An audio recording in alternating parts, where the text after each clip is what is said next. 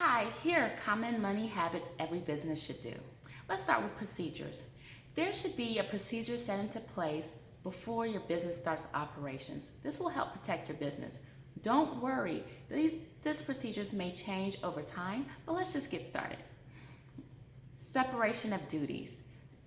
Every company should have a different person who cuts the check and signs for the check.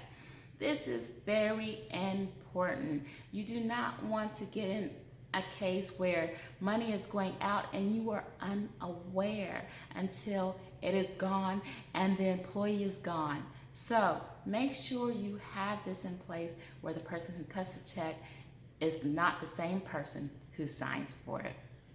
Accounts receivable. This is so important. Your company cannot run unless its money is coming in on a timely basis, right?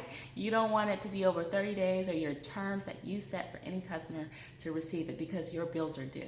So let's go ahead and make sure how the invoicing happen, how quickly the invoices happen, what are they receiving by email?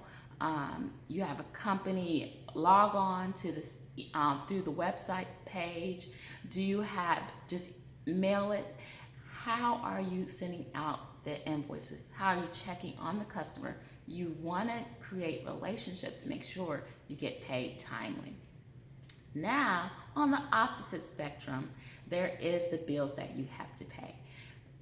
Your expenses. So how often are you looking at them? How often are you entering them in the system? How often are you cutting checks? You are not required to cut checks daily, weekly, or every 2 weeks. It's not a certain date you have to cut checks, but the further in between you do cut checks, the further time goes between. Let's make sure the checks are cut early. Let's keep your trade credit and your business credit on very good standings because you never know when you need that business loan. Let's go to petty cash. Of course, there's so many companies that cash is just flowing through it and you need cash, but if you don't, let's reduce it. It is not easily traced and trackable, and you can lose money because there's theft when there's not easily traced and trackable.